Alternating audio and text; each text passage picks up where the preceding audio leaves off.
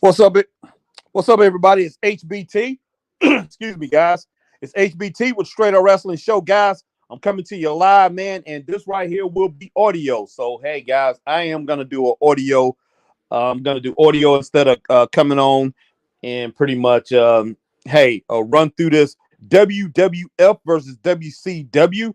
And man, I'm going back in the day, back when wrestling magazines was rocking the shelves and wrestling magazines anything that's a journalist, a wrestling journalist, or somebody that came out and do some of the things that Chris and I do. Anytime these guys had something to say, man, they said it in a wrestling magazine. So wrestling magazines helped shape the wrestling business and was very important to the wrestling business when it boiled down to it.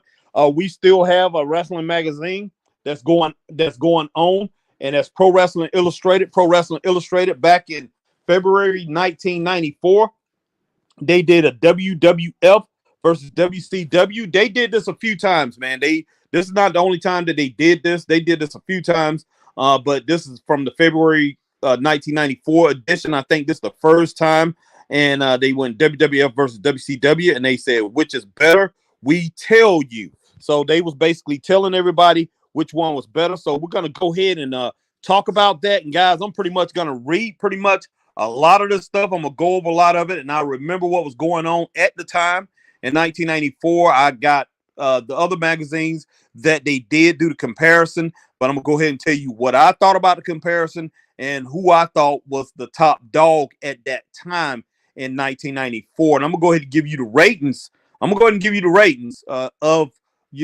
of the companies. I'm gonna go ahead and give you the ratings and what wrestlers that they had on their rosters that was in their ratings. I'm not gonna go over the whole rosters, but I'm gonna go ahead and go over their top 10 so you guys can pretty much get an idea of what was going on at the time and who was the top wrestlers, and that probably give you more of a perspective of why this company was bigger than the other company.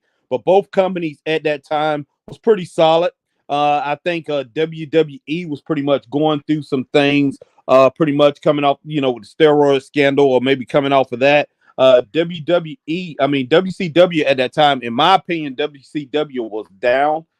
So this is very interesting, and I'm definitely going to get into this. So I would come on and do it face to face, but I don't want to, pretty much be looking down and reading and then trying to come back and talk to you guys, man, with the magazine. So I'm pretty much going to be talking here, talking live.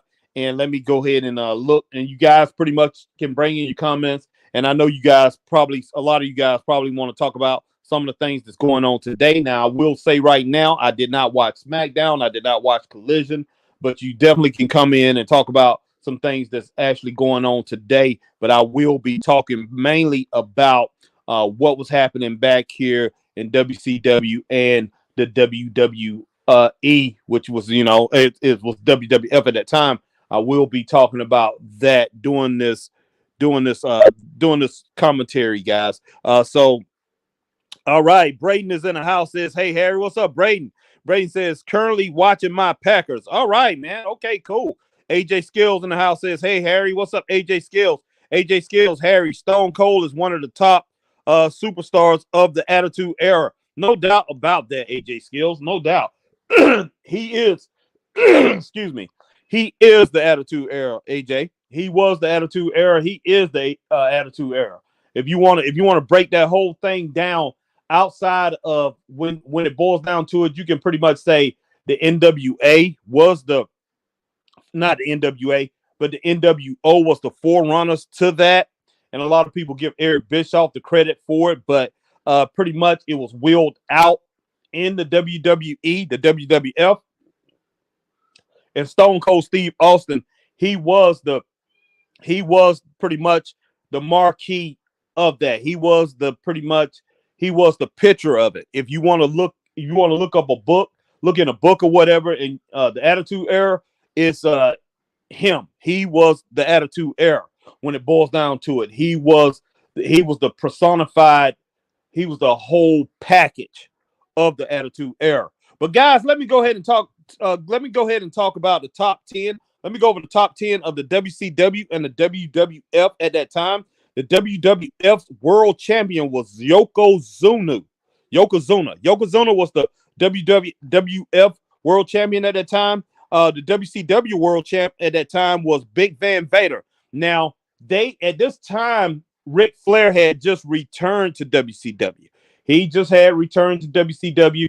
WCW was on a weak point, I think, like between 92 and 94, when Ric Flair had went up to WWF at that time. So they pretty much had a little rough run right there when they did not have Ric Flair. Ric Flair pretty much carried that company for a long time, even though they had superstars like Sting and Lex Luger. They had the Steiner brothers.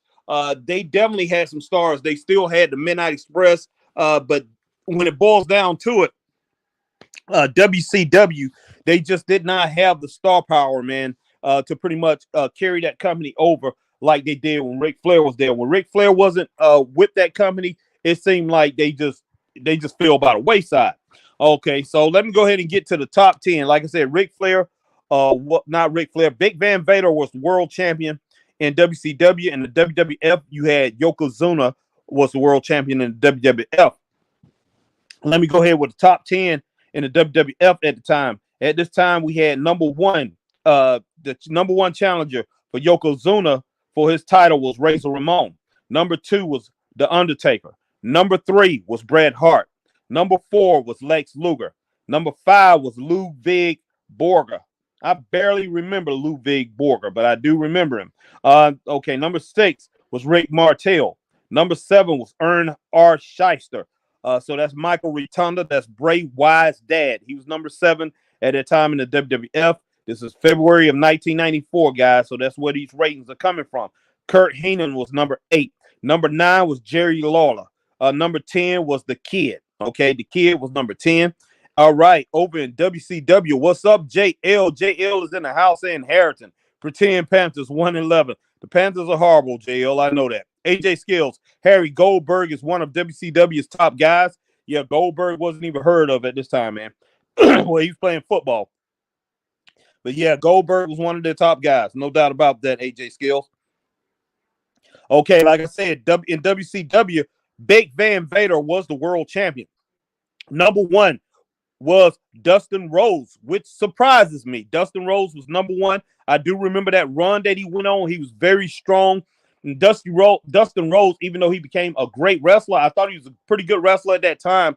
But that just goes to show the weakness, in my opinion, of WCW's roster at this time. Number 2 was Rick Steamboat, a great wrestler, outstanding wrestler. And him and Dustin Rhodes was pretty good friends. And they formed a very good tag team at that time and won the World Tag Team Championships in WCW. Number 3 was Sid Vicious. Number 4 was Rick Rude. Wow. It's a pretty good roster, man. Number 5 was Steve Regal. William Regal. A lot of you guys know him as William Regal, but he was Steve Regal. All right. Number 6, man, was Cactus Jack.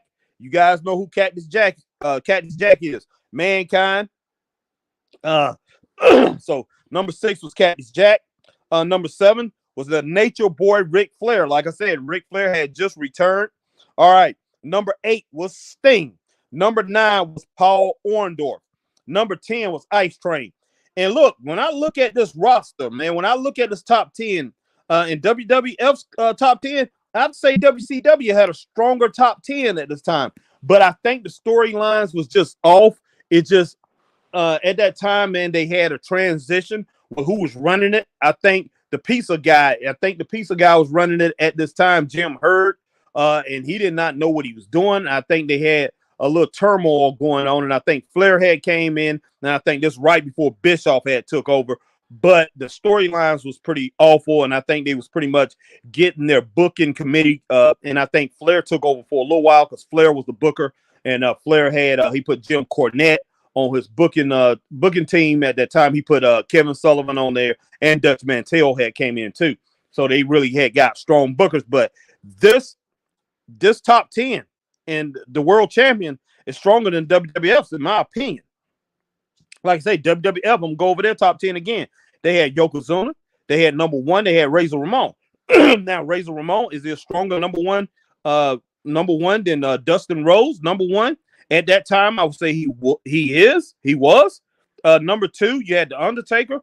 Number two in WCW was Ricky Steamboat. Now, The Undertaker, is he a better wrestler than Ricky Steamboat? No, but he was a bigger name. I'm not going to say he was a bigger name at that time, but The Undertaker became iconic.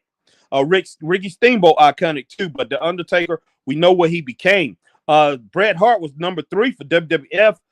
Number three in WCW was Sid Vicious. So in that top four, the Yokozuna all the way down, Razor Ramon, The Undertaker, and Bret Hart, I have to say it's better than WCW's Big Van Vader, Dustin Rhodes, Ricky Steamboat, Sid Vicious. This right here is pretty close. Number four, Rick Rude in WCW. Number four, Lex Luger in WWF. I got to give WCW an edge right there because Rick Rude is a way better wrestler than Lex Luger. Both of them, they both of them love their bodies and pretty much put that out there. But Rick Rude definitely was better than Lex Luger. Number five, I'm gonna give Steve Regal from WCW over number five, Ludwig Borger over in WWF. Number six, Cactus Jack in WCW. Number six, Rick Martel. Okay, I'm definitely gonna give that to Rick Martel in WWF over Cactus Jack. Love Cactus Jack, man. We all know what he can do, and the guy put together some legendary matches even before he went to WWF and did all the amazing things that he did over there. But Rick Martel was a better wrestler. So right now I have 5-2 WWF. So I'm wrong. Here. Look like.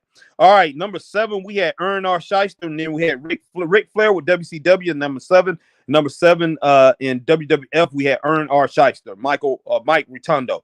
I'm gonna go ahead and give that to WCW. Edge, Ric Flair. I'm not gonna say he's a better wrestler than Mike Rotundo. Mike Rotundo was a better technical wrestler, but Ric Flair was the better wrestler overall. We know that. Everybody knows that. The greatest of all time. Arguably the greatest of all time. Next, man, we had Sting and Kurt Heenan. Now, Sting, number 8 in WCW, number 8 in WWF was Kurt Heenan, man. And it's hard to really say Sting's the better wrestler than Kurt Heenan. Kurt Heenan was a great wrestler. Sting's a great wrestler too. I think Kurt's the better wrestler, but Sting overall was the better wrestler. So I'm going to go ahead and give it to Sting. So right now we got almost 4-4 as far as going to top 10, but then you got world champion. I'm going to give Big Van Vader the edge over Yokozuna. So I got 5-4 WCW. Paul Orndorff and Jerry Lawler. Jerry Lawler definitely the better wrestler in WWF over WCW's Paul Orndorff at number 9. And Jerry the King Lawler was number 9 in WWF. So that's pretty much evened it up. It's 5-5. Then we had number 10. We had Ice Train in WCW, and number 10 in WWF. We have the Kid, man. So the 1, 2, 3 Kid. Oh, gosh. Ice Train, big, strong dude, man. Had a lot of upside. Didn't stay in the business long enough. The Kid came up better. That's pretty much even. So I'm gonna pretty much say these rosters was pretty much even at that time, man. Maybe slightly, give it slightly for the Kid. He had more success, but these rosters was pretty even. So wanted to go over these rosters before I go over to the pages, man, and go ahead and go over the analysis of what these guys put out and what these guys talked about in this pretty much in this analysis, this breakdown that these guys had, guys. Then I'm gonna go ahead and give you my opinions, just like my opinion of who was better. And when I look at the rosters, they pretty much was very close. But man, I did think I thought WCW, even though it was my favorite organization, and pretty much I never put anything above WCW at that time. I think the WWE was a little bit stronger when I think back to that time. WCW, even though I thought they had went down in quality, it wasn't to the point where they was putting on a whole bunch of goofy things and things didn't make sense. Things made sense. It just that they didn't have the fans coming out like crazy like they had before, coming out in their pay-per-views and coming out to the live shows. I think they live gates had dwindled to like 2,000, 3,000 on the live gates. and then their pay-per-views was anywhere between 6,000, 8,000, 9,000, maybe 10,000 at the most, was their pay-per-views at that time. You know, they had like a two-year run that was just horrible there, man. After Flair had pretty much left and went up north. So that hurt them a lot. All right, Marcus Brown, Harry, WCW roster was stacked back in the day. Yes, it was. WCW had WWE shivering back in the 90s. Yes, they did, Marcus. For the most part, WCW going all the way back to the Jim Crockett days back in NWA, when he had NWA, WC/WCW, they always had the better roster. They always had the better roster. It's just that they did not have the marketing, and they wasn't in the big center, pretty much that big marketing center out in New York like they had. WCW, that's what they lacked. And when you pretty much in the marketing capital of the world, it's hard to beat you. And that's one thing AEW probably will never overcome, because they're just not in that. They're not there. They're not in that center where everybody's going to look at them. If you want a company that's going to compete with them, your company need to be coming out of probably Los Angeles, California, somewhere. California, WCW tried to go to Dallas, Texas to get more eyes on them, but pretty much got them in financial trouble by Dusty going ahead and moving there. But guys, let me go ahead and talk about this. Let me go into the magazine, guys, and pretty much start going over the WWF versus WCW, which was better. That's what they're asking. Let me get something to drink. My throat is bothering me, guys. Man. But I appreciate everybody coming in, guys, to check this thing out. And as you come in, you know what to do. Whatever platform you're on, guys, hit that like button wherever you at, and hit that share, man. If you enjoying this podcast, man, and if you in here for the first time checking out Straight Up Wrestling Show, definitely hit that subscribe button wherever you at, man. Hit that subscribe. If you're on YouTube, go ahead and join us. If you on Facebook, hit that join. And if you are over on Twitch, do the same thing that you do on YouTube. Hit that subscribe bell. And man, if you are over on Twitch, man, now not Twitch, on X, formerly known as Twitter. If you over on X, formerly known as Twitter, hit that like, share, tweet, and retweet. Guys, we appreciate it. And follow the Straight Up Wrestling Show over on Twitch. All right, Marcus Brown. Harry, off topic. Do you think AEW is going through the same problems WWE had before Triple H was in charge? Because all you hear as backstage problems and creative issues Britt Baker on the Hardy Boys include. Okay. Man, I can't really, as far as their problems, I think they got worse problems than what WWE had before Triple H. The thing about WWE and their problems before Triple H with Vince McMahon, I believe, was pretty much blown out of proportion when it boiled down to it. The thing about Vince McMahon is the problem that WWE was having with him is that Vince McMahon would come in there and at any time he would just rip up the script, and just change things. And that right there was a huge problem. And when it boils down to it, the guy had got older, got set in his ways, and he wanted wrestling to be a certain way. And you get to a certain time, man, where you need to give it up. He got older, and just pretty much just ideas just pretty much outran it, and it did, and it was time for him to give it up. But when it boils down to it, he still didn't have the problems. They didn't have the problems in WWE that AEW have. And AEW they have a man who's in control over there, who's not willing to give up any control to get his product right, because he has the right people over there to help him get it right. So he has no excuse. He really doesn't. But all right, guys. But yeah, let me go ahead and get to this. Which is better? All right. It said, what was once a multi-federation debate spread across the continental U.S. is down to a one-on-one battle. It's been like that for several years now. The World Wrestling Federation and World Championship Wrestling dominate the sport in North America, and the only question is, which dominates which? It is a good question. Wrestling fans, it is a good question. Wrestling fans have debated since the mid-1980s, although at that time, World Class and the AWA had a significant claim to the top spots.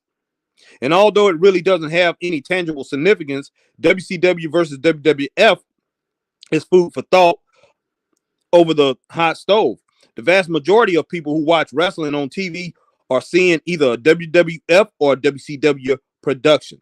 The largest arenas in the United States and Canada are reserved for WWF and WCW cards. The bulk of pay-per-view events are produced by these two giant federations. The WWF has the Royal Rumble, WrestleMania, King of the Ring, the Survivor Series, and SummerSlam.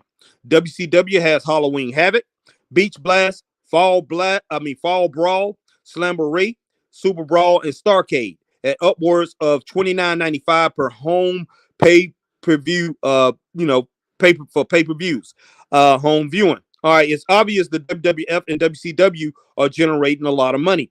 WCW is headed by sports and entertainment mogul Ted Turner, owner of the Atlanta Braves and the Hawks, CNN, TBS, and TNT. The WWF is headed by Vince McMahon, who has turned the Federation into a multi-million-dollar empire built around merchandising and glitz. They are very different people, but who has the better wrestling organization? In this special section, we compare and contrast the WWF and WCW in 7 important categories. After determining each federation's strengths and weaknesses, we come to an ultimate decision as to which is better. Keep in mind that this is not the last word in the WWF versus WCW debate, just our last word. And like I said, man, they went ahead and did this a few more times.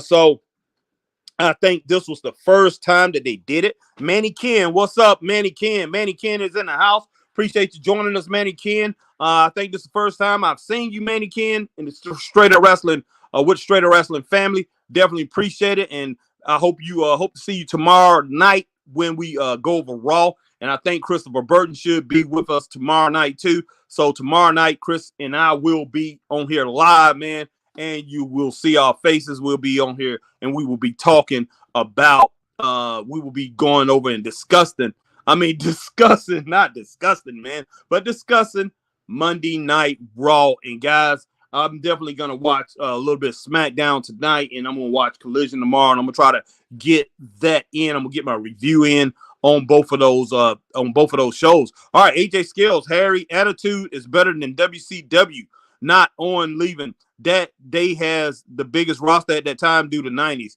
Okay, yeah. They had a huge roster, man. WCW done had a huge roster since the late 80s. All right, man. Marcus Brown, Harry, TK has been acting like Vince McMahon Jr. That's true, because he wants to book for himself, not the fans, and he's too stubborn to do business with WWE. Well, Marcus Brown, I don't think WWE would do business with him, even if he was willing to do business with them. They looked at, I'm pretty sure, even though they say he wasn't competition, they looked at it as an insult as him getting into the business when it boils down to it, even though it's healthy for the business for somebody to come up against the WWE. But my whole thing is this, Marcus Brown, if you're going to come in and you're going to go up against the WWE, come in as a fireball, bring in something new. Give us something new. Make sure your promotion is not trying to be the WWE. You cannot beat the WWE by being the WWE, and that's where Eric Bischoff made a mistake with the Monday Night Raw. Eric Bischoff, when he first started the Monday Night Raw, WCW was being WCW, and WCW almost beat them just by being WCW. They lost by what? 2,000, I think 2,000 or 3,000 viewers the week before the Outsiders showed up. So they was right almost head to head with them before all this stuff started happening. And then Eric Bischoff started hiring all of Hulk Hogan's friends. So, man, stay with what got you there. Do not change for nobody. And that's what Eric Bischoff went and tried to do. He didn't understand the WCW fan base, and he pretty much lost a lot of the WCW fan base, mostly the WCW fan base. And wow, we ended up getting what we got. All right, my man Russell Red says, "Sup, Harry? I don't know if you saw WWE, but Harry, Nick Aldis announced it's gonna be a U.S. tournament, and Logan Paul said an NXT star in it. Okay, 3-pick Wesley, Carmelo Hayes, or Brian Breaker. Oh, that's very interesting. Hopefully, Brian Breaker, man, gets in. Hopefully, he gets a shot. Marcus Brown, Harry, what if WCW was revived through NXT and Braun Breaker was built like a modern day Goldberg? That definitely will work. Marcus Brown, and as far as them, bringing it back in WCW, if they give WCW back all their pay-per-views that they have with NXT and they have with with the WWE, and, they definitely can do that, but you got to have somebody that's going to run WCW and pretty much run it opposite of the WWE, but not as a competitor, but as an offshoot brand, and pretty much be under the WWE, but run it like WCW by itself. Shane McMahon pretty much give it to Shawn Michaels or whatever, but you definitely can do that. Manny Ken, Harry, I have been here since AEW live stream, laugh out loud. I appreciate it, man. All right, Manny Ken, sup, Marcus. All right, let's see. So Manny Ken says, sup, Marcus. All right, AJ Scales, hey, Harry, on SmackDown, Randy Orton just signed a contract with Friday Night SmackDown. Okay, cool. Marcus Brown, Harry, Triple H said out of his mouth that he will be open to working with AEW if the right offer came through. Okay. That sounds good, man. He's going back to the old school if he's doing that. And speaking of the old school, that's what we're talking about. Marcus Brown, Manny Ken, what's good, bro? All right, Manny Ken says, Harry, do you think AEW needs someone like a Dutch Mantel backstage to do the work and create it for TK? Yes, he did. Yes. Big time, Manny Ken. Manny Ken, get Dutch Mantel. And Dutch Mantel, if he can't handle that big roster by himself, and I think he can, he may need a little bit more help with creative. Definitely call Kevin Sullivan. Kevin Sullivan, I know he works for Kevin Von Erich's daughter. He books for her wrestling organization, but he definitely going to go there for more money. So call him, and you can have those two team up, and they will make that organization strong and probably rival. I believe they will rival within a year or two, rival the WWE. If Tony Khan was smart enough to do that, but I don't know if he's smart enough to do that, man. He can. Marcus Brown, Harry on SmackDown, they was teasing a Bayley face turn again. Also, you can tell Mercedes is returning soon. Yeah, I know, Marcus. It's a lot of word out there, man. The word on the street is Mercedes is about to return, and Bayley, yes, she's going to end up turning face or whatever. If not, she's going to be forced to turn face because they are going to kick her out of of Damage Control. There's no doubt about it. All right, Marcus Brown, Harry. Well, NXT does got WCW pay-per-views technically. Yes, they do. All right, Manny Ken. How about Shane Douglas, Harry? Yeah, Shane Douglas was okay, man. Shane Douglas was pretty good, and Shane Douglas, I think he was in WCW at this time. So we will talk about him. Oh, you're talking about bringing Shane Douglas in to work with Dutch Mantel and pretty much Dutch Mantel and maybe Kevin Sullivan. I'm not sure, man. I think Shane would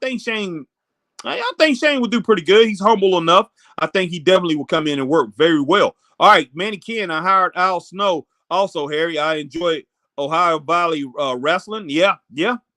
Al Snow, he knows what he's doing too. Manny Ken, yeah, Harry, you hear that Mercedes and AEW is not happening with signing. Yeah, I'm not surprised. That's one thing I was talking to Chris about. Me and Chris talked about a good while, man. Sat around and talked about, being in the car talking about Mercedes. And my whole thing is this. I don't think she will come over there because Mercedes like the spotlight. She definitely loves that spotlight. And she's not going to get what she wants over there in AEW. She definitely not going to get. She might get all the attention she wants in AEW. People talk about as far as Jade over there in AEW. Tony Khan pushed that girl to the moon. He really did.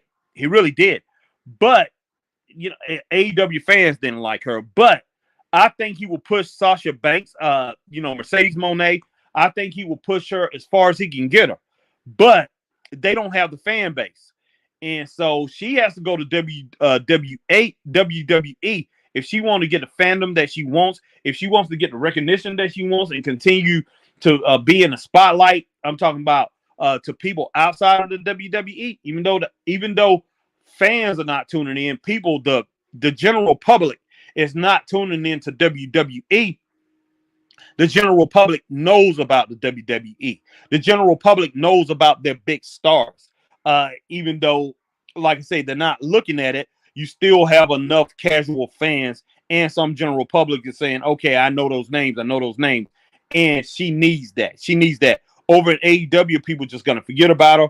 Forget about her. There's no doubt about it. And AEW cannot generate the popularity, the populace for her. So yeah, she definitely not going to be over there.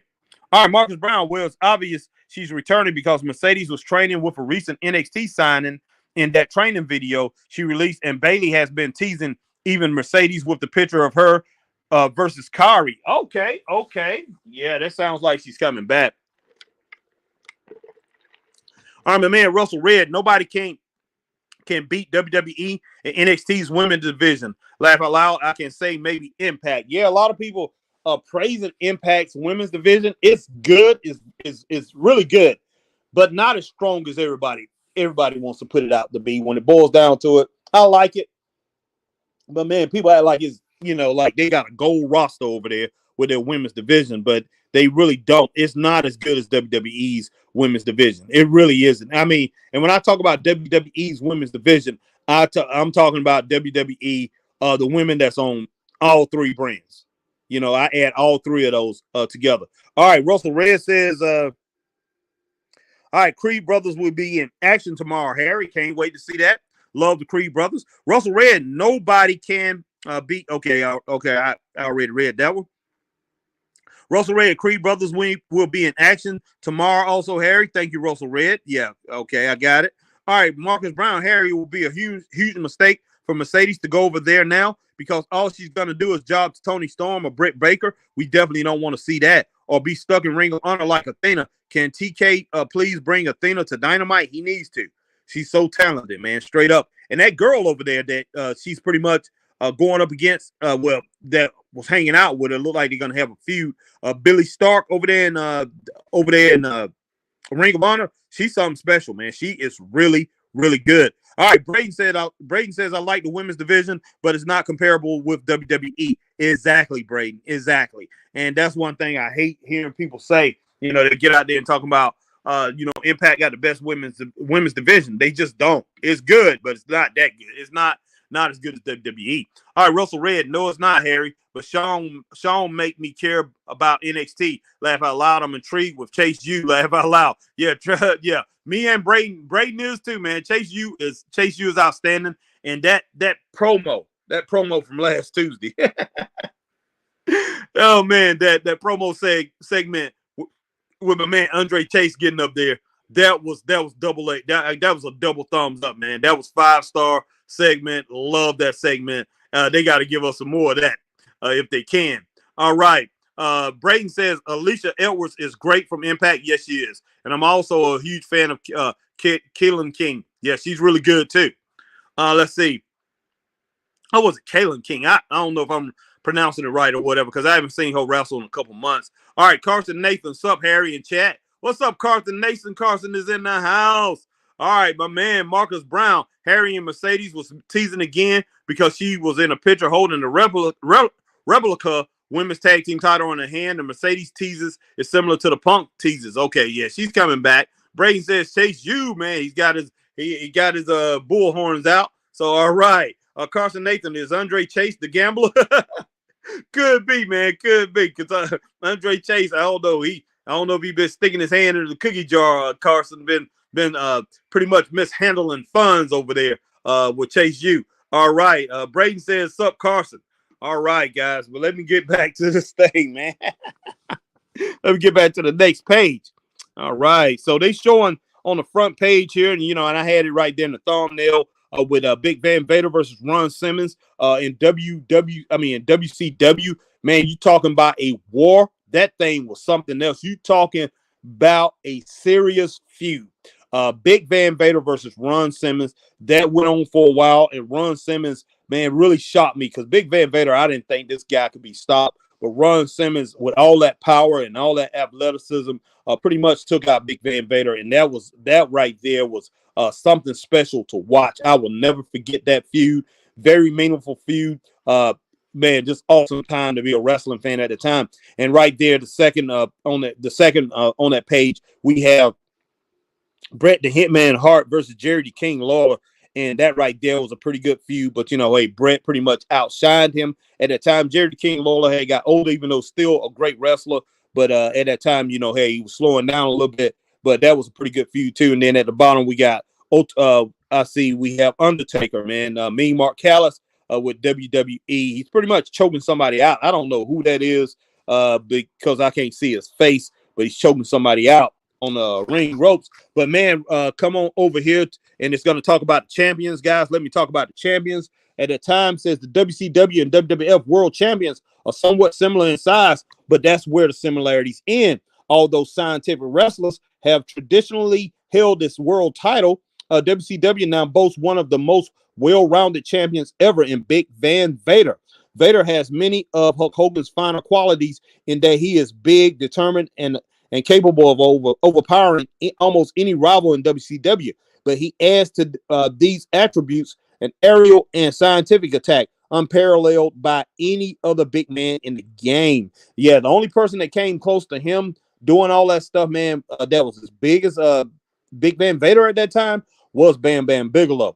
All right, then we had Yokozuna, who was the WWF champion at this time. Yokozuna at 6'4" and a wildly fluctuating 505 to 560 pounds, gets by entirely on size and strength. He is thus similar to past WWF World Champions Hogan and the Ultimate Warrior, although he doesn't look anything like him. The WWF World title has traditionally been reserved for brawlers and power merchants. The one-dimensional Yokozuna is no exception. Both champions have serious drawbacks in that they rely heavily on managerial interference.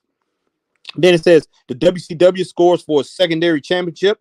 Although Dustin Rhodes has held the U.S. title for a short time, he defeated the ultra-talented, okay, that's why Dustin Rhodes was number one, ultra-talented Rick Rude for the belt and seems headed for superstardom, much like his famous father. Razor Ramon slipped into the Intercontinental Championship belt and must prove himself against competition superior to Rick Martel, whom he beat to capture the title. Ramon is a lifelong underachiever. They gave the edge right here. They gave the edge to WCW. I give the edge to WCW on this too. Pretty much, Yokozuna, who was a good champion. I love watching Yokozuna and what he brought over there in the WWE. I thought he was a good champion. He was a dominant champion, but Big Van Vader was special. He was a killer. And when it boils down to it, I can see him losing to Ron Simmons. I can see him losing to Sting. And when Ric Flair came back, him and Ric Flair had an outstanding match. Ric Flair took him down. I can see him losing that match. But, as far as not Lex Luger, but Hulk Hogan, no. He had way more talented. He was way more talented than Hulk Hogan. Well, Hulk Hogan, when he gets those Hulkamaniacs behind him, which he didn't have a lot of Hulkamaniacs behind him in WCW. Let's be for real. Hey, he can't be stopped. Guys, man, my throat is bothering me, guys. All right, guys, just a moment.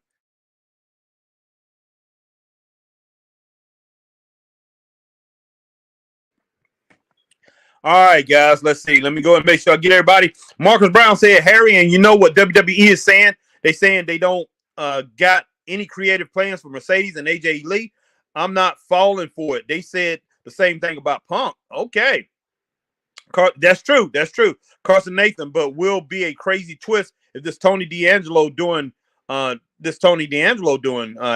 Laugh out loud. Can't trust those mafias. The mafia. I hear you, Carson.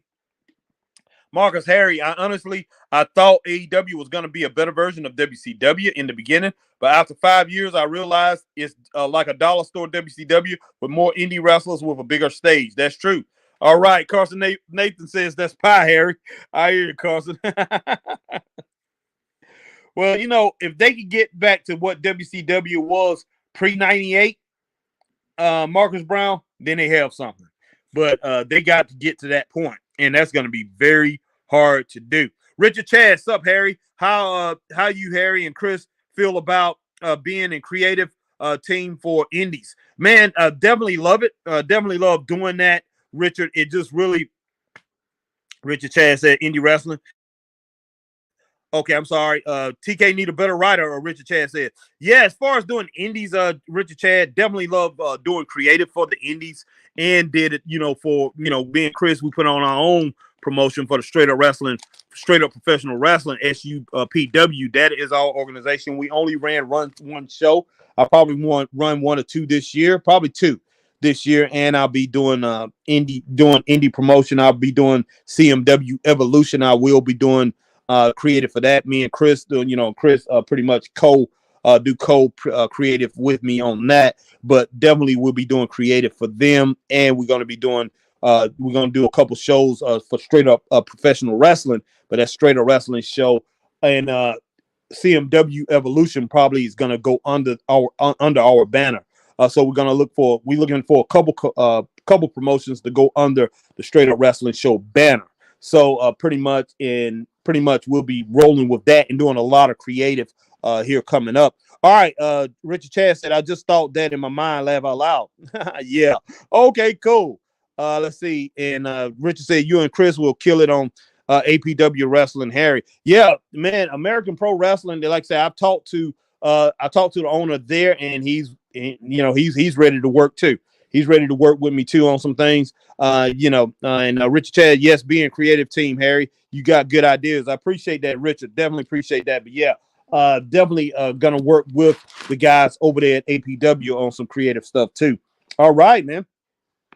So on the champions, they gave WCW the edge, and like I said, as far as their champions go, and they went ahead and went with the WCW World Champion. They went with Yokozuna, who was the WWF Champion, Big Van Vader, who was the World Champion over in WCW, and they talked about the U.S. Champion, who was Dustin Rhodes at the time, CW, and Razor Ramon, who was the Intercontinental Champion over in WWF at that time. So all four of those champions was considered in this, and they gave WCW the edge in this. Okay, top 10 contenders, guys. All right, the competition was close and came down to the final pairing. As noted in our sidebar, a ranking by ranking comparison, the WWF has a 6-5 edge. Okay, they gave 6-5 edge.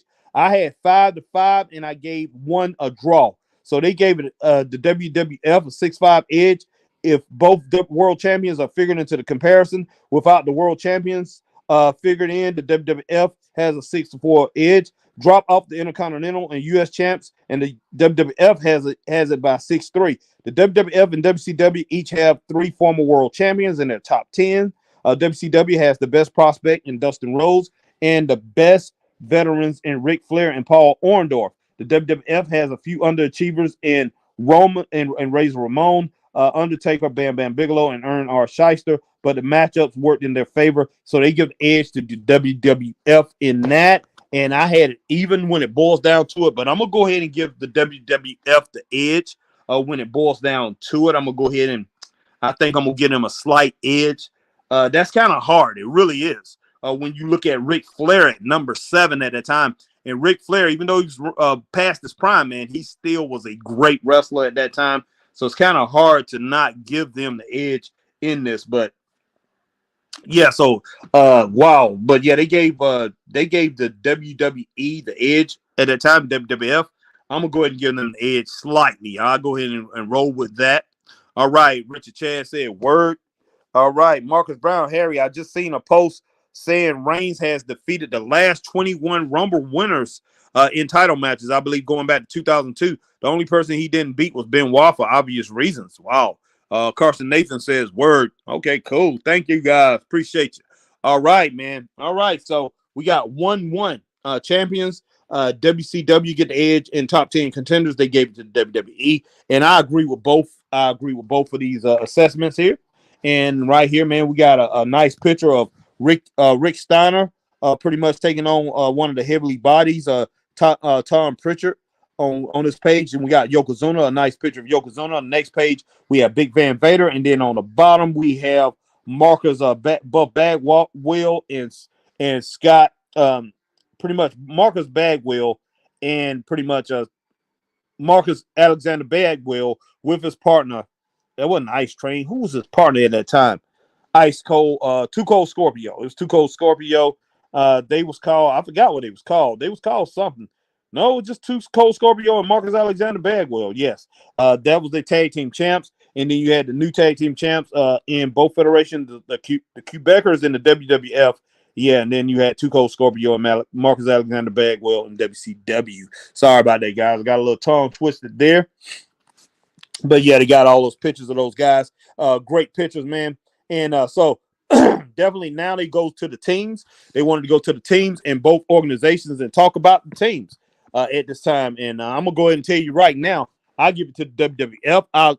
I did like Marcus Bagwell and pretty much Too Cold Scorpio and Marcus Bagwell, but those guys really never they jailed, but they seemed like a weak team, and I think a lot of it had to do with pretty much Marcus Bagwell was green, and Too Cold Scorpio was green too, definitely green. So I give it to the Quebecers, who was I forgot what they was called before they was called the Quebecers.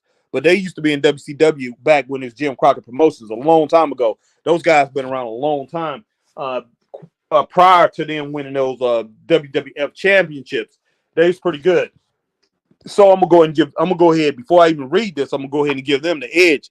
But let me go ahead and read it. It says tag teams. The WWE's thinning tag team talent roster was helped considerably by the addition of the Rock and Roll Express. Oh, the Rock and Roll Express had went over there at this time. And the Heavenly Bodies from Smoky Mountain Wrestling. We chose to consider them in this analysis simply because both teams contend for the WWF World Tag Team title. The traditionally top-heavy WWF now has strength in its middle five. The Quebecers are arguably the weakest champions in Federation history, and the top contending team of Adam Bomb and Bam Bam Bigelow doesn't get anyone's championship juices flowing. But go down a step. Rick and Scott Steiner, though in a slump, are former WCW and WWF World Tag Team champions. The Rock and Roll Express are former WCW World Tag Team champs. The Heavenly Bodies are an imposing team. Money Incorporated can reunite at any time. I thought this over in WWE at this time. I mean WCW at this time, but no, they was over in WWF.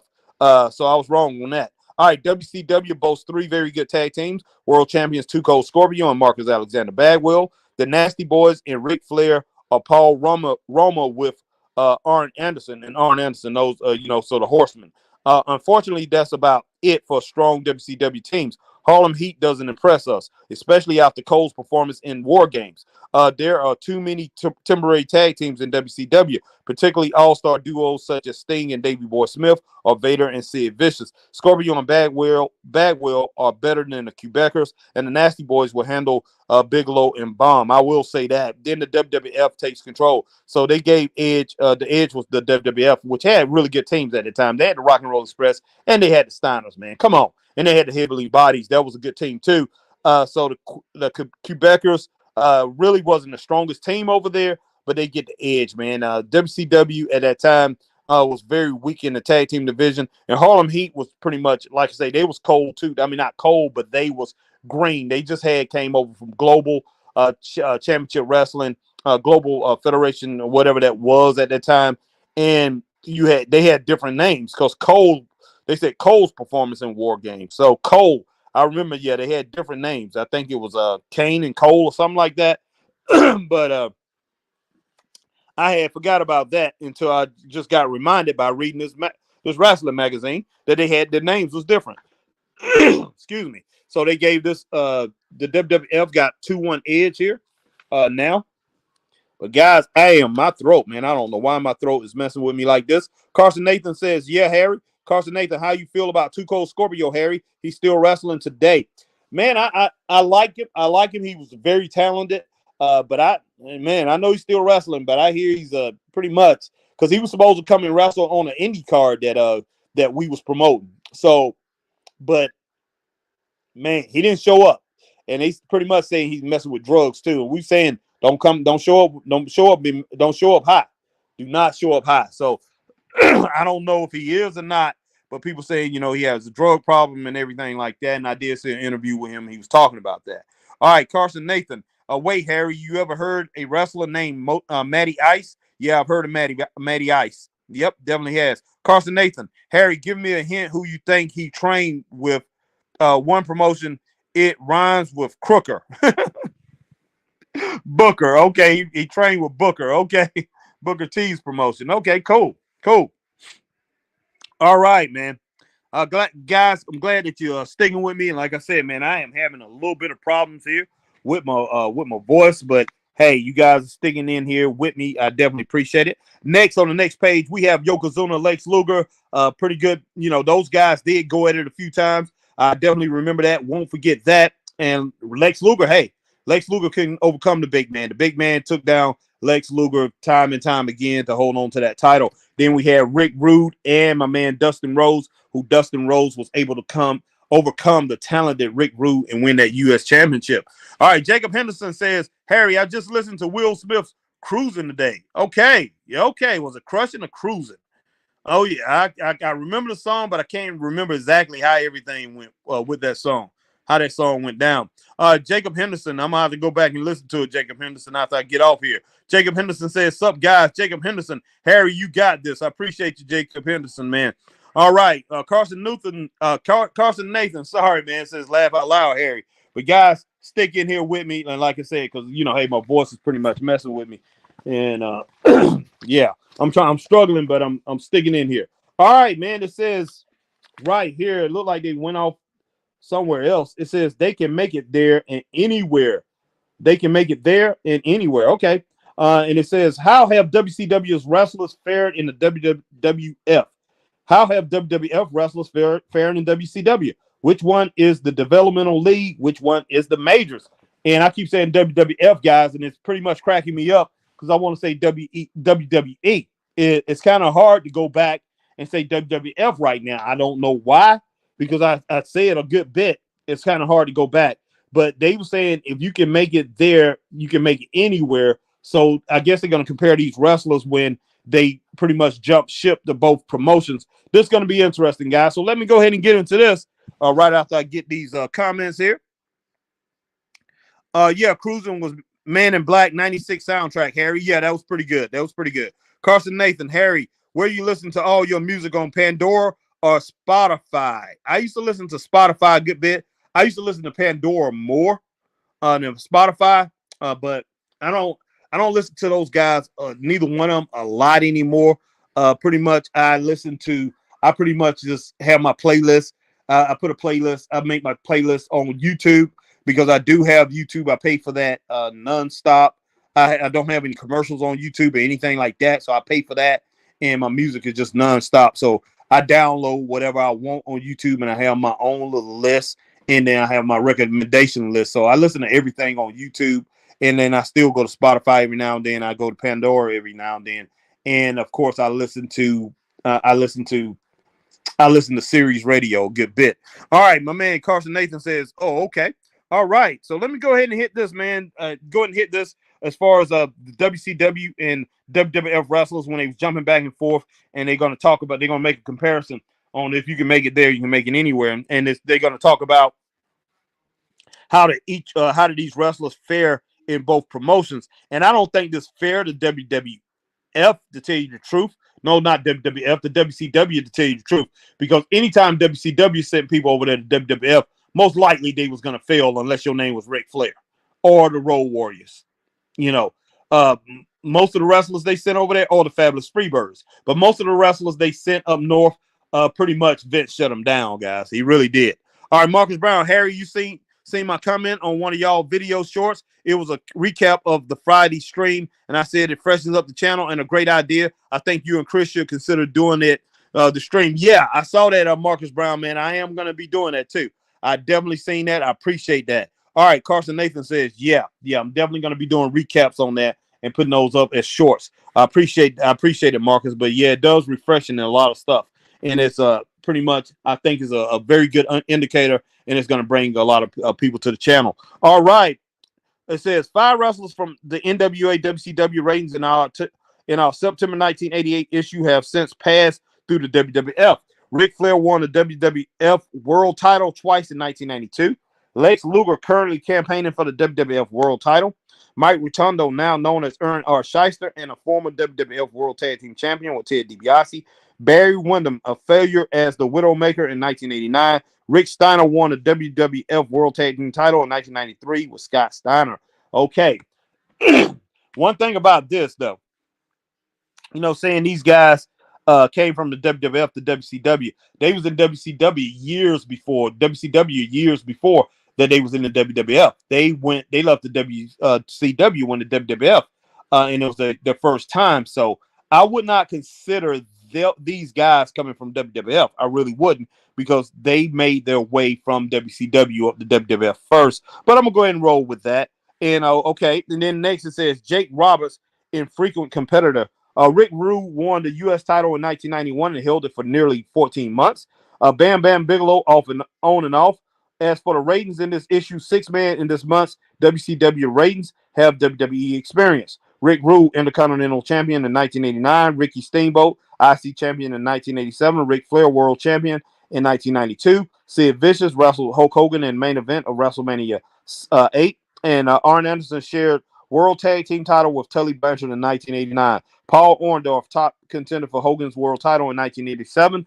3-man in this month's WWF ratings have WCW experience. Rick Martel won Georgia National Tag Team title with Tommy Rich in 1978. Ernie R. Shyster as Mike Rotundo was TV champion in 1988 and 89. Bam Bam Bigelow on and off. Okay. So they didn't really say anything about that. They really didn't. But once again, all these guys, even if you look at the other side, over on the WWF side, all these guys eventually came from WCW. That's one thing that Vince McMahon's roster was full of, was old WCW product, old NWA product. Guys that came from the NWA, came from WCW. His roster was loaded with those guys. He just turned them in something different. He made them something different when they came to work for him. A lot of times he took their technical skills away from them and just made them a kicking and punch machine. He really did. And I mean, Hulk Hogan was a better wrestler than what he showed. But when he got to when he got to WWE, he became a kicking and punch machine. Stone Cold Steve Austin, that stunning Steve Austin, was a great technical wrestler. He got to WWF, he became a kicking and punching machine, man. Straight up. But that's always been a style up there in New York, and that was the style that his dad employed too. All right, man, let's go with supercards. Okay, let's go with the supercards. They talking about supercards. Who had the better pay-per-views, the better supercards? Okay, maybe familiarity breeds contempt, but the all-around quality of pay-per-view events has dropped considerably over the past few years.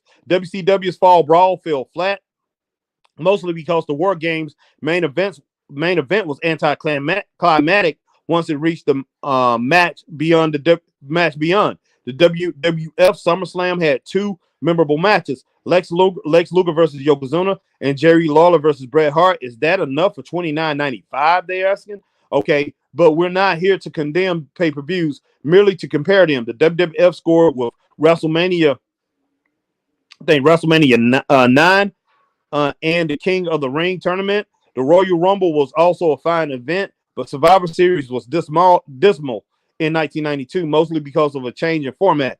It says WCW scored with Beach Blast 93 that featured 4 title matches, including the memorable Rick Rude versus Dustin Rhodes Iron Man challenge and a magnificent moonsault from Vader. Slamboree 93 put a different slant on pay-per-views. It set WCW apart from its competition. Innovations will set apart future pay-per-views. They gave the edge to WCW at that.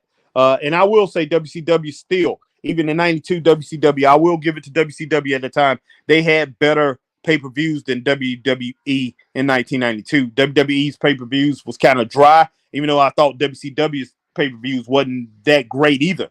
They was kind of shabby too. But they pay-per-views was a lot better. They was better than what WWE, WWF at that time offered. I remember all the pay-per-views that year. Okay, the roster depth back then. Okay, they said for the most of the past decade, the WWF has contracted enough wrestlers to run 2 or 3 cards in one night. That means at least 6 wrestlers must be of main event quality, and the WWF has managed to maintain the high standard. Lately, its depth chart has grown with the infiltration of wrestlers from the United States Wrestling Association, ECW, and Smoky Mountain Wrestling. Marty Jannetty, Doink the Clown, John Gonzalez, wow, Lex Luger, Owen Hart, and Jerry Lawler all missed the WWF's top 10 because he has wrestled infrequently since beating Yokozuna at SummerSlam. That's right, 2 former world champions Luger and Lawler, and a former IC champ, Jannetty, missed the top 10. That's saying something. With the exception of Shockmaster, WCW is solid from 1 to 10. Then there's a severe drop-off. Cactus Jack, Bobby Eaton, and Johnny B. Good and Johnny B. Bad give WCW a little depth, but certainly not enough to run more than one card a night. The WWF knows how to spread its money around.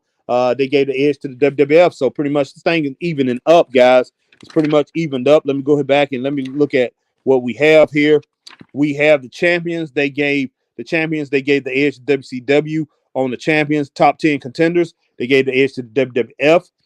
Then on the tag teams, they gave it to the WWF, the edge to that, to them. And the supercars, they gave the edge to WCW. The roster depth, they gave the edge to WWF. So that's 3-2, 3-2 so far for the WWF here, guys. So 3-2. WWF has the edge, and this is 1992, guys. 1992. WWF versus 1994, February 1994. WWF versus WCW. Sorry, guys, 1994. So 3-2 so far from everything that I went over. All right, Ben Lacuse. What's up, man? Ben Lascuse. All right.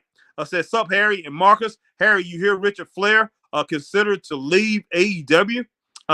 One people got no respect for the OGs, don't want to hear his advice. Exactly, Ben. And that's one thing that Tully Blanchard was talking about. Excuse me. Tully Blanchard said when him and Arn Anderson was over there, Tully Blanchard said nobody over there, none of the young guys asked them for their advice. None. So, they didn't ask them, even though Ric Flair is a bigger name than those guys, if they didn't ask them, and that's two legends right there, they're not going to ask Ric Flair either. So, they have no respect or they don't care. But what they're thinking is what they're doing out there in the ring is all good. Everything they're doing is all good, and they got this thing on lock, straight up. And they saying, okay, this old head, he don't know nothing, man. And he definitely can help them. Not just them, but when it boils down to it, Ric Flair, he should be wanting Tony Khan to listen to him. And Tony, teaching Tony Khan, and Tony Khan needs to get tough with his wrestlers, and Tony Khan needs to bring in somebody that know what they're doing, know how to book straight up. All right, Ben. All right, guys. So let me go ahead and go. So I got 3-2 so far.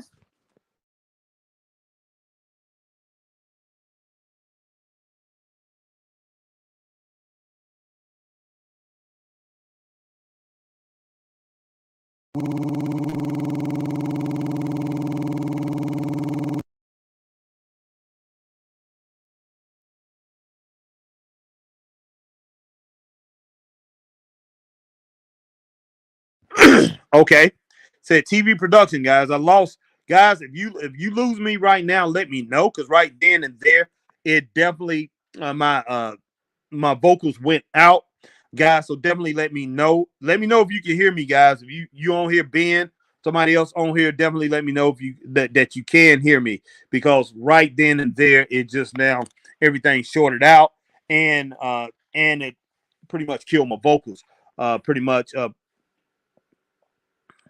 All right, Carson said he hear me. Appreciate you, Carson. All right, man. It says TV production. Okay. Man, I tell you what, WWF is probably going to win this, even though WCW was very good with their television production, too.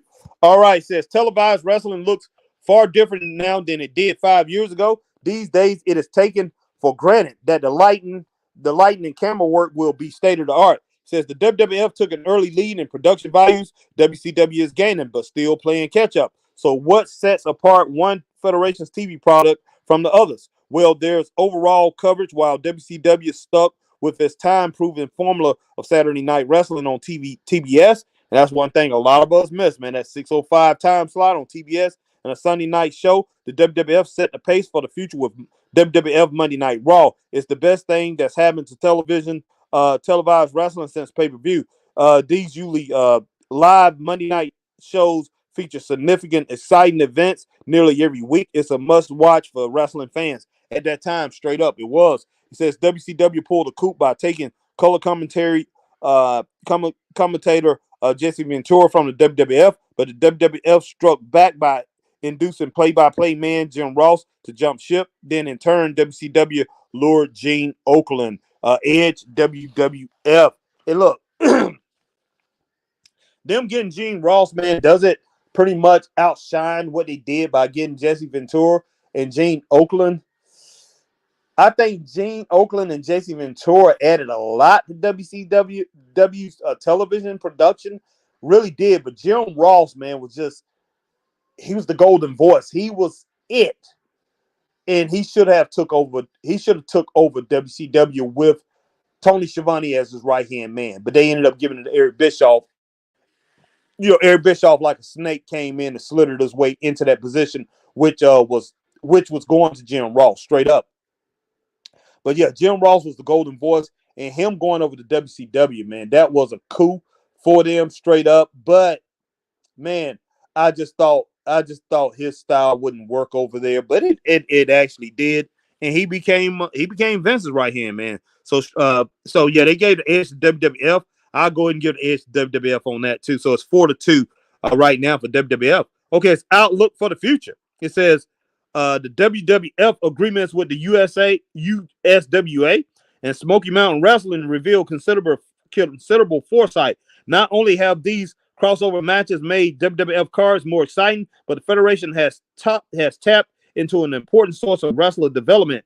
Now that it is almost guaranteed that promising independent up-and-comers will end up in the WWF. It is assured of having a healthy talent base for a long time. With WWF Monday Night Raw, the Federation has attracted many of the same fans who had a brief love affair with the sport in the mid-1980s when rock and wrestling ruled. And this intentional influence is growing because of frequent European tours. Best of all, the WWF no longer thinks of itself as the only federation in the world. WCW continues operating primarily in the South, although it too has toured Europe extensively. It staged a card at the Paramount in Manhattan last April, but has struggled of late in Baltimore and Philadelphia. Two former East Coast strongholds will repeat what we said 2 years ago. WCW desperately needs to expand along both coasts. They gave the edge to WWF.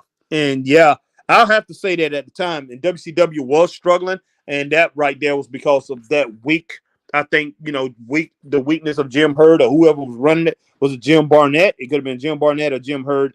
And I think they was weak. And as far as the creative and everything, it was weak. And that's one thing WCW never had. And I think that's why in Philadelphia and in Baltimore, up in Maryland, they started suffering.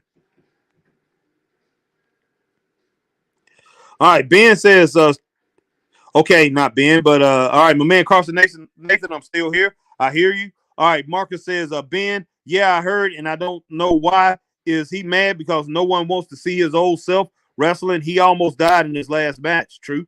All right, true. All right, Marcus Harry, you did go out for a few seconds. You good now. Appreciate that, Marcus. Appreciate it. Thank you. All right. So let's go ahead and get this thing, man. Let's go ahead. Okay, TV production. And I got outlook for the future. Okay, it's got the verdict. The verdict. Have things really changed so much in 2 years? In 1991, we concluded that WCW, okay, yeah, this is not the first magazine. So I got the 91 magazine somewhere. 1991, we concluded that WCW was better than the WWF. This time around, it's the WWF over WCW by a 5-2 margin in Category 1. The WWF could be on the verge of another boom. Despite WCW's many exciting stars, it has maintained the status quo. That's true. It's WWF. So, so in this right here, in this statistical breakdown, they, excuse me, Pro Wrestling Illustrated gives WWF in 94. So I'm going to look for my old magazines, guys. In 94, they gave the WWF they gave them the edge. And I give them the edge too. WCW, after Jim Crockett sold this thing in 89, for a couple years, they did it really well. Starting around 91, 92, and when they let Flair go ahead and take that title and he took that title and went up to New York. Man, they pretty much went downhill a little bit for a while there, and it continued. Flair came back in 94, and that was the uptick.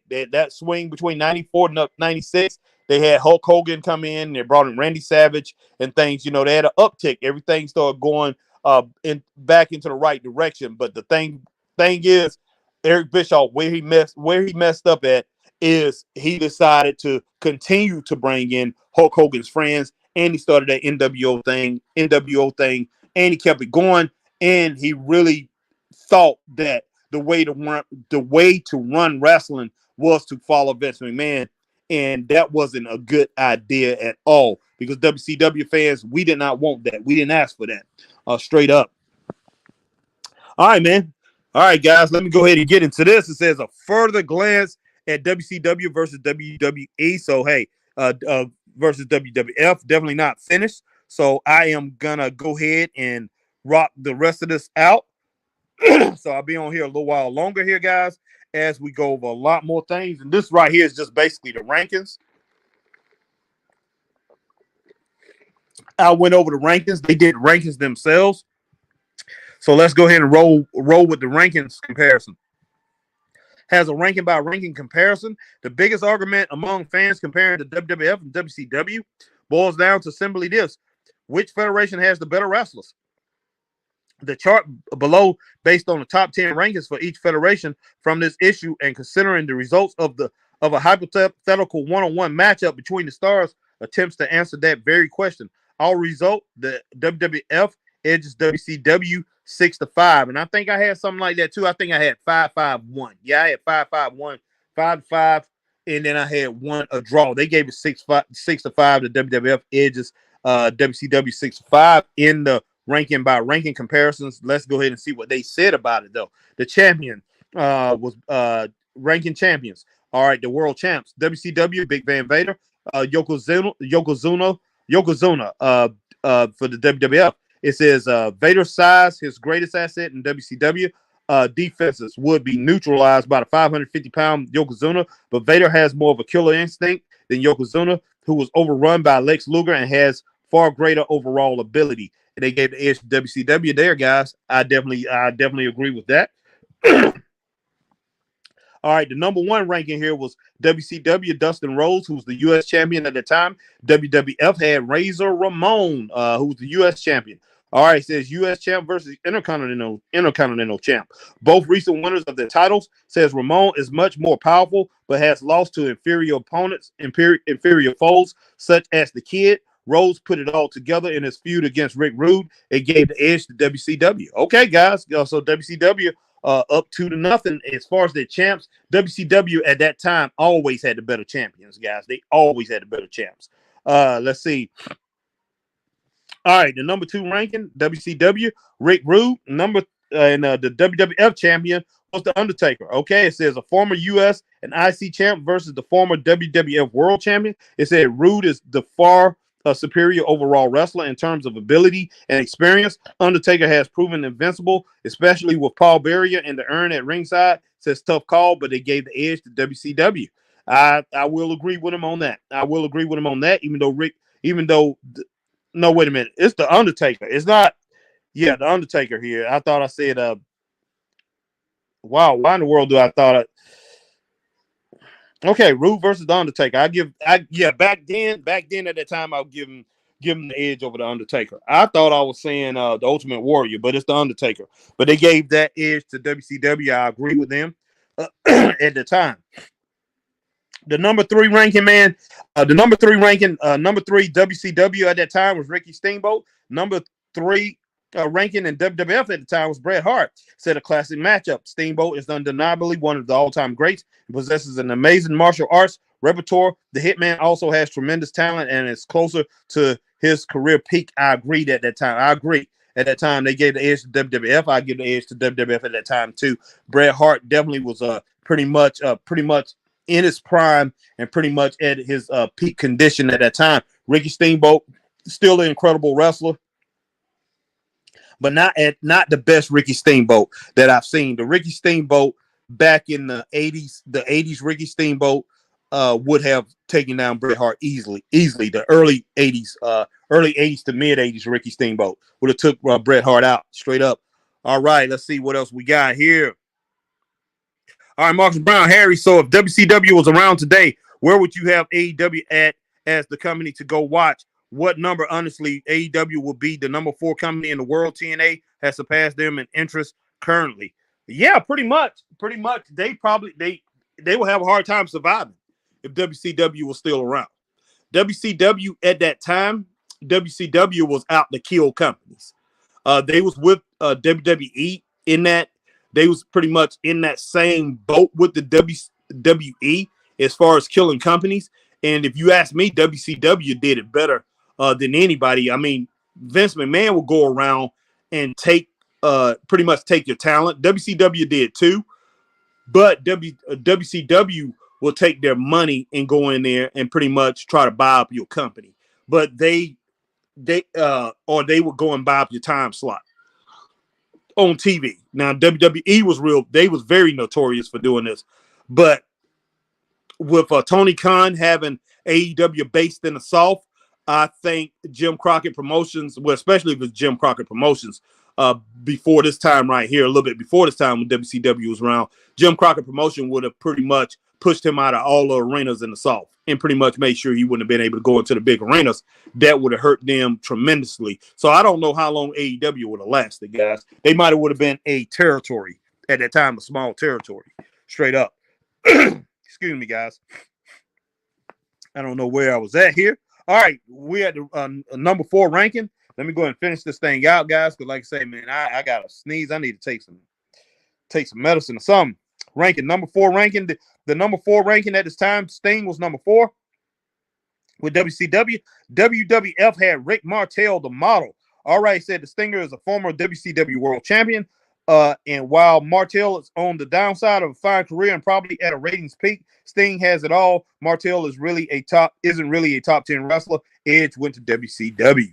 All right, I agree with him on that ranking. Okay, the number 5 ranking number 5 was with WCW, Lord Steven Regal. Number 5 with WWF was Tatanka. Said the formerly undefeated Native American wouldn't be seriously challenged by Regal. Lord Steven has extensive scientific skills. Tatanka is tougher, though he could use a little more offense. They gave the edge to WWF, man. Look, I give it to Steven Regal at that time. Lord Steven Regal. Tatanka was tough, but I got to give it to Lord Steven Regal. So I disagree with that. They gave the edge to WWF. All right, number 6 ranking at this time, they had WCW World Champion Ric Flair. WWF Randy Savage. Wow, says another tough call. Flair, the holder of 10 major titles during his spectacular career, slowing down. Savage, though younger, has wrestled infrequently and could be rusty. Savage out-wrestled Flair during a 1992 feud. Edge, WWF. I'm going to go ahead and at this time, I'm going to go ahead and give it to WCW because Flair had came back, just right before he won a world title again. In WCW, he came back rejuvenated and stronger and pretty much had a lot of heat at that time. He just basically power drive the competition to go in and take out Big Van Vader at that time. So I'm going to go ahead and give the edge to WCW at that time. But even though Randy Savage, it was awesome, great wrestler. All right. Number 7 ranking, number 7 ranking, WCW Sid Vicious. And number 7 for WWF was Kurt Heenan. Okay, it says Vicious is one of wrestling's worst underachievers. I agree, and has done very little with his great size and talent. I agree there. I agree 100%. Heenan is a gifted scientific wrestler and tactician, and the thinking here is he'd outsmart Sid, the Edge, WWF. I go ahead and give that to WWF too. I definitely agree with that 100%. Carson Nathan, yeah, Harry Steven Regal was the deal back then. Imagine Prime Regal versus Gunther again. Gunther will fit in any era. Exactly, Carson Nathan. No doubt about it. Gunther, man, definitely would have fit in that era back in the day. Straight up. All right. Let's see where we at. All right, number 8, man. Number 8 in WCW was the Shockmaster. Wow. I can't believe it. WWF Ernar Shyster, Mike Rotundo. Shyster, the former Mike Rotundo, is again owning his skills since partnering with Ted DiBiase. Since partner Ted DiBiase left town, Shockmaster shocked the world with his performance in War Games. It was a one-time blast. Edge, WWF. I agree there, 100%, man. The Shockmaster, come on, man. Wow. All right, the number 9 ranking, WCW Arn Anderson. Number 9, Diesel, says an extremely one-sided match. Anderson is among the craftiest wrestlers in history and still has a lot left. Diesel is a bodyguard and wasn't much of a wrestler when known as Vinny Vegas in WCW. Edge WCW. I definitely give WCW the edge at that time. Diesel was he was a year away from being Big Daddy Diesel and pretty much running roughshod in the in the WWF and WWE, 95, 96, early 96, 95, 96 is when he had that title. And Big Daddy Diesel was doing his thing. Arn Anderson at this time in 94 definitely would have ran over Diesel because Diesel, yeah, he just had went to the WWF and he just had came off that Vinny Vegas run in WCW. Still talented though. I knew he was talented, and I was like, man, they shouldn't have never let him go. But they had him doing all kind of things in WCW. He was Oz, he was Diesel, he was something else too. Vinny Vegas. I mean, no, he was Oz, he was Vinny Vegas, and he was one other thing over in WCW. I can't remember what it was, but horrible, man, horrible. All right, let's see. All right, Jacob Henderson says, right, Harry. Thank you, Jacob. All right. Ranking the number 10 ranking at this time, we had WCW Paul Orndorff, and number 10 over in the WWF it was Bam Bam Bigelow. It says Orndorff can still win the big ones. Can he beat Bigelow? The big man never fails to underachieve, and never delivered on the predicted superstardom. No, he didn't. Orndorff will easily win in his prime, but he's not there anymore. They gave the edge to the WWF. I definitely agree with them at this time, but you never knew with Bam Bam Bigelow. You never knew which Bam Bam Bigelow would show up. That's one thing I will say. But Bam Bam Bigelow, he could beat anybody at any time. He really could.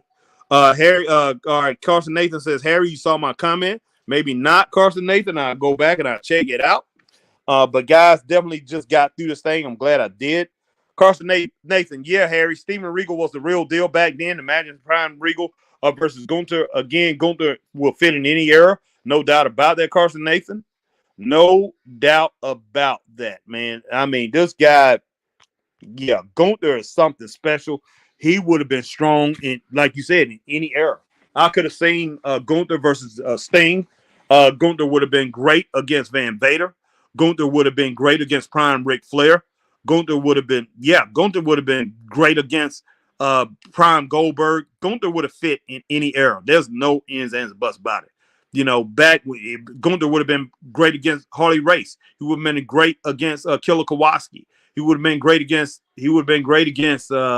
Let's see, Vern Gagne. Great against Nick Botwinkle. Great against Bob Backlund. Very, very good against Bruno Sammartino. So yeah, he definitely would have worked out, man. He definitely would have worked against anybody. Bruiser Brody. Him and Bruiser Brody could have had classics. So I agree with you 100% on that. 100% on that, my man Carson Nathan. Yeah. All right, damn, that's not a bad idea, Marcus. Harry, how you feel about you and Chris doing past versus now with that chat? What match will be possibility, AEW included? Oh yeah, we definitely can do that, Carson Nathan. Come up with some, come up with a tournament. Pretty much, basically, just talk about, and what match possibilities. What if this guy matched up against this guy from the past and the future? So we definitely can do that. I definitely think that'll work. All right, Marcus Brown said, I mean Prime, Harry. Yeah, I got you, Marcus. So Marcus Brown said, Harry, imagine Prime Regal versus Dragunov. Let's see. All right, make sure I get everybody. Jacob Henderson says, right, Harry. Jacob Henderson, laugh out loud, Harry. You remember Vinny Vegas? Definitely did. Definitely do. Yeah, I remember Vinny Vegas. Cool, man. He was Vinny Vegas. He was Vinny Vegas over there. Kevin Nash was Vinny Vegas, and Scott Hall was the Diamond Stud. They both was, this was their personas. This is what they were. This was their characters in WCW right before both of those guys around the same time took off the WWF. If Scott Hall did take off early, he took off first and went up there as Razor Ramon, and then you had Kevin Nash go up there. He was Big Daddy, and he became Diesel. But yeah, I remember both of them, and I like what they became in WCW. I like the Diamonds. I like the Diamond Stud, and I like Vinny Vegas. But WCW wasn't gonna let them get over. They was mid card. They was mired in the mid card, and they was losing. They was mid-card losers. But straight up, they both looked good, man. I thought they looked good, and I thought they had a lot of potential as the Diamond Stud and Vinny Vegas. But that Vinny Vegas thing used to crack me up. It really did. But it was better than Oz. Yeah, Marcus said, Harry, imagine Prime Regal versus Dragunov. Oh, wow. Yeah. Oh, my God. That match would be a banger. Yeah. Or Braun Breaker versus Prime Goldberg, or Scott Hall versus Cody Rhodes. Yeah. Yeah. Excellent matchups, Marcus. Excellent matchups. All right, Marcus said, Marcus Brown at Carson Nathan, thank you for agreeing. Appreciate it a lot. Yeah, no doubt, man. No doubt. Well, Marcus, you made a great point, man. All right, Jacob Henderson, do you know who came up with the idea of Oz for Nash, Harry?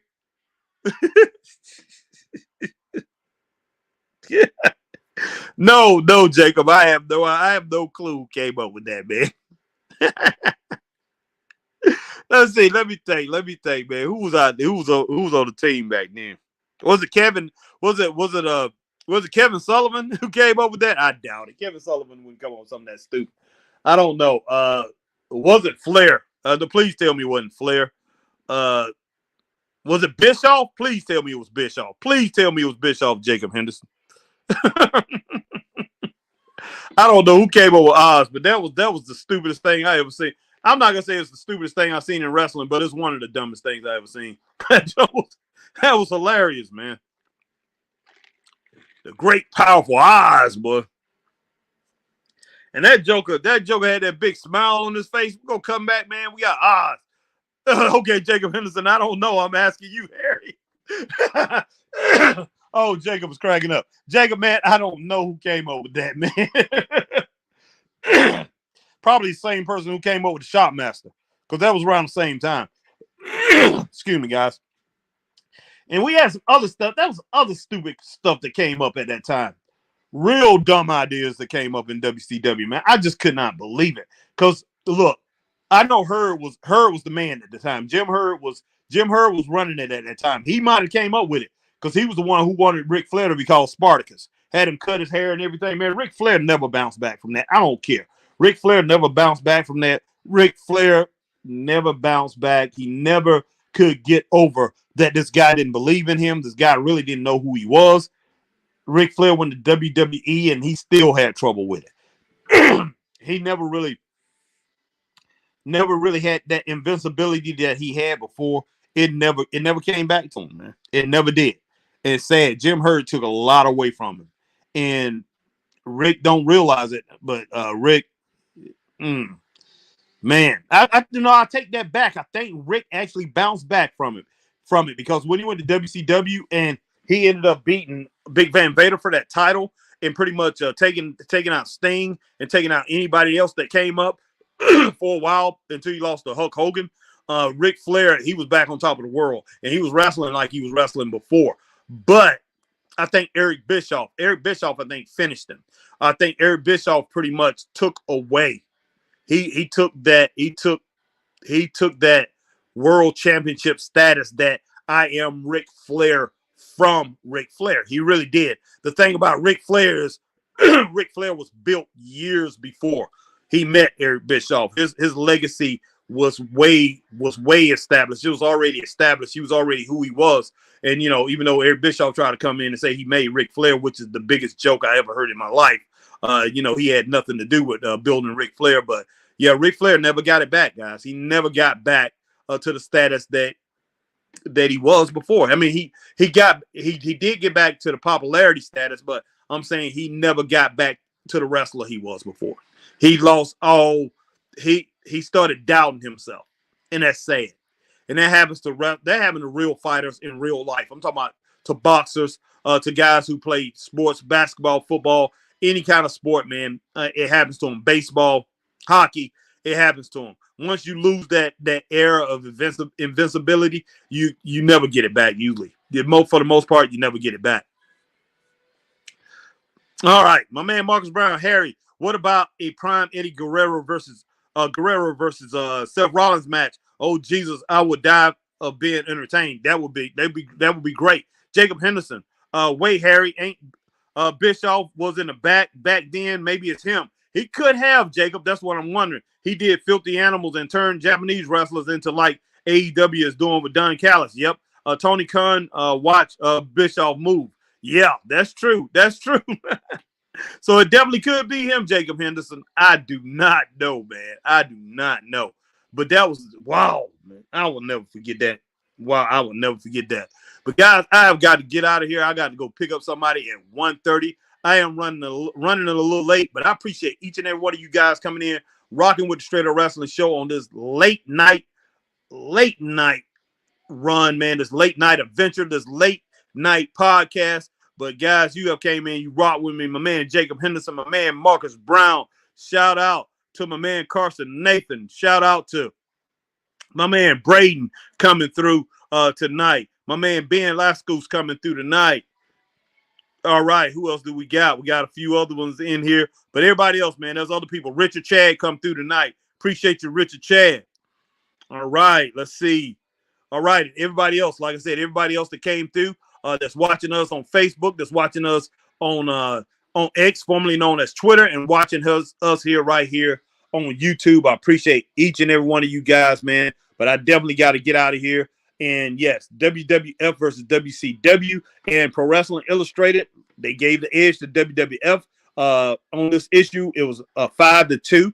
I pretty much agree with them. Not on everything, but I pretty much agree with them. They gave 5-2. And as far as the categories, except for maybe one, I say 4-3. I'll go ahead and I think I agree with them though. But I could go ahead and go with the 5-2. They definitely had a point. Like I said, WCW at this time was pretty much confused at a lot of things they was doing. But as far as the rankings, 1 through 10, the champions 1 through 10, I had 5-5-1. They had 6-5 edge the WWF. I had 5-5-1. When it boils down to it, I think I'm going up to 6-4-1, 6-4-1, something like that, because it's one that I looked at and changed my mind a little bit. But WCW definitely had the better wrestlers at the time. And they pretty much was even. WWF and WCW was pretty much even, but slight edge to the WCW, I think, when it boils down to it. It's just WCW had got weak as far as how they handled their wrestlers, how they handled the storylines and everything. And I just think, the company was dry. It was dry. WWE was trying everything they could to get back in the good graces of the wrestling fans. They worked hard for it, guys, and they pretty much was able to succeed in doing it. But guys, I appreciate each and every one of you guys coming in once again, man. And if you on Facebook, hit that like, share, join. If you're on YouTube, hit the like, share, subscribe, hit the notification bell, ding, ding, ding, so you know when we're on like times like these. And over on Twitch, you do the same thing you do over here on YouTube. Over on Twitter, formerly known as Twitter. Over on X, hit the like, share, tweet, and retweet, and follow the Straight Up Wrestling Show over on X, guys. Appreciate each and every one of you guys. Let me go ahead and get the rest of these comments, guys. Wow, man. All right. Thank you. All right, Jacob Henderson, look what you said, Harry. In WCW, everybody had potential, but some left and got famous in WWF, and now it's happening again. Yes, exactly, Jacob Henderson. AEW doing the same thing. All right, Carson Nathan says, good review, Harry. Appreciate it, Carson. All right, and Jacob Henderson said, now it's happening with AEW, laugh out loud.